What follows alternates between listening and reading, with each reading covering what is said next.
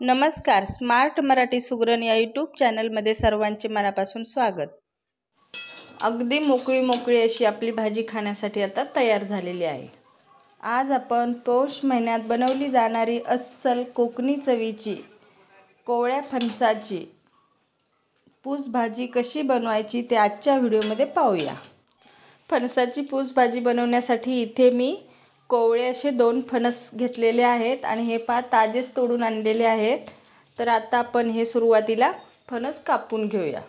तर सुरुवातीला आपण असं वाटीत तेल घ्यायचं. हे खायचं तेल आहे आणि असं हाताला लावून घ्यायचं आणि ह्या ताटात आपल्याला फणस कापून ठेवायचा आहे. म्हणून ताटालाही लावायचं कारण फणसाचा चीक लागतो.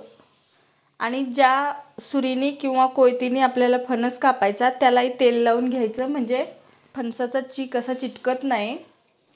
आपल्याला हे असं मी लाकडी असा चौकोनी ठोकळा एक घेतलेला आहे. तर हे आपल्याला चॉपरवर कापायचं नाही, नाहीतर मग सगळं चॉपरला चीक लागू शकतो. तर हे सुरुवातीला असं देठ कापून घ्यायचं आणि देठ कापल्यानंतर आपल्या घरातील एखादा जो आपल्याला फेकून द्यायचा कपडा आहे त्याने असं पुसायचं कारण त्याला चीक भरपूर येतो.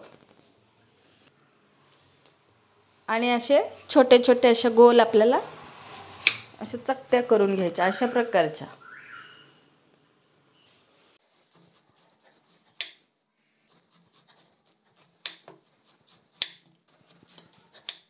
आणि ही फणसाची चकती अशी कापायची आणि याचा हा मधला भाग आहे ना, हा आपल्याला असा कापून काढायचा. आणि ही सालही अशी कापून काढायची.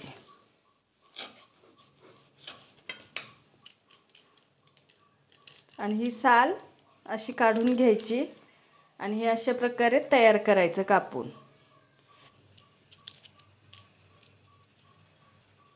हे बघ,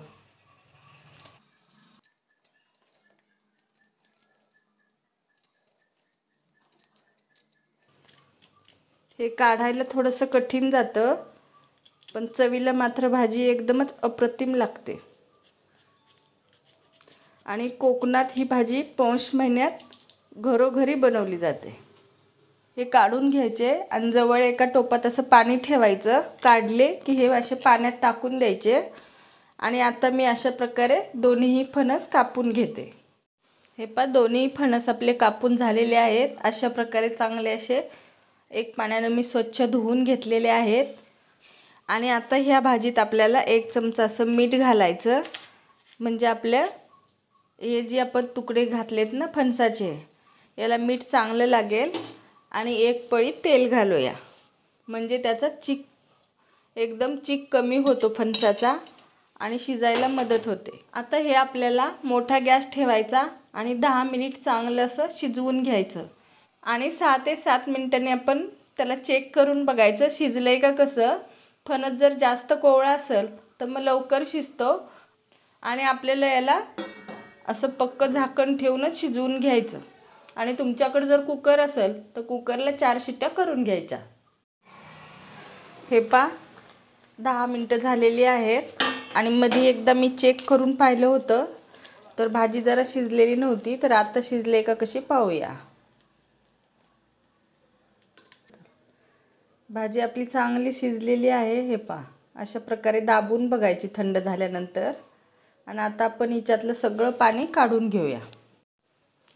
हे मस्त आता पाणी काढून चांगलं थंड झालेलं आहे. तर आता आपण याला बारीक करून घेऊया.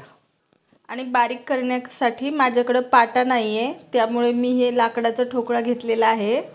आणि हे ताटातही आपण करू शकतो. याला असं वरवंट्याला मी तेल लावून घेतलेलं आहे आणि ह्या ठोकळ्यालाही तेल लावलेलं आहे. तर अशा प्रकारे आपल्याला असं बारीक असं चेचून घ्यायचं.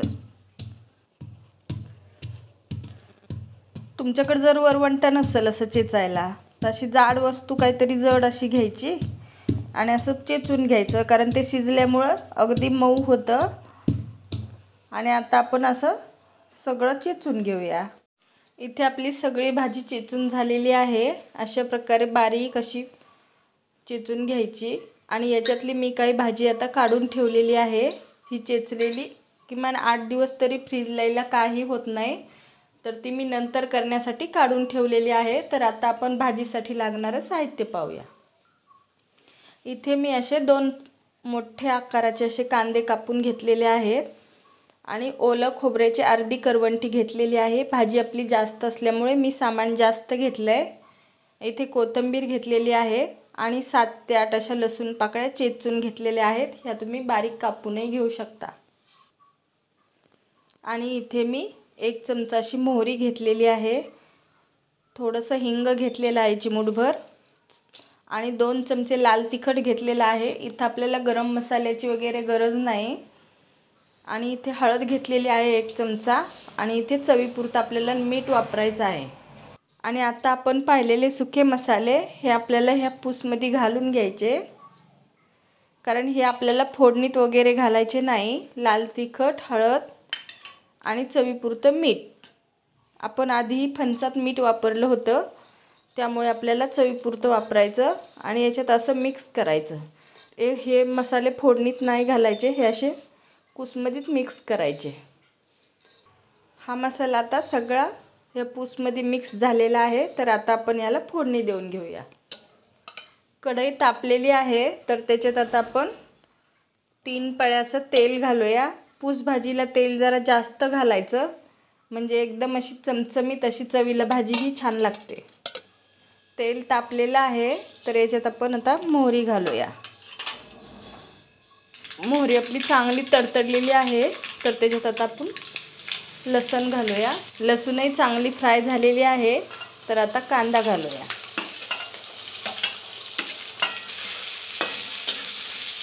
आणि कांदा आपल्याला चांगला फ्राय करून घ्यायचा.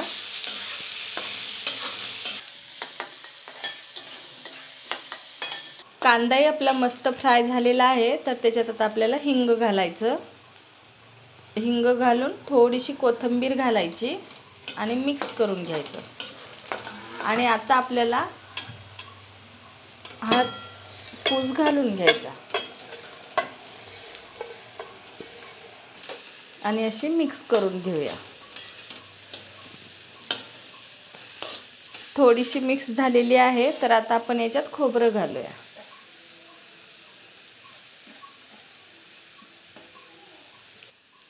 आणि आता ही मिक्स करून घ्यायची. आणि ह्या भाजीत आपल्याला पाणी वगैरे वापरायचं नाही. आता ही अशीच मंद आचेवर वाफेवर 4 ते 5 मिनिट खालीवर अशी करून मस्त अशी परतून घ्यायची. भाजी चांगली मिक्स करून झालेली आहे, तर आता आपण ती झाकण ठेवून 4 ते 5 मिनिट मध्ये मध्ये उघडून पाहून खालीवर करायची आणि चांगलं असं परतून घ्यायची. 5 मिनिट झालेले आहेत आणि मी 2दा अशी भाजी मध्ये खालीवर करून घेतलेली. हे आपली भाजी मस्त अशी खाण्यासाठी आता तयार झालेली आहे.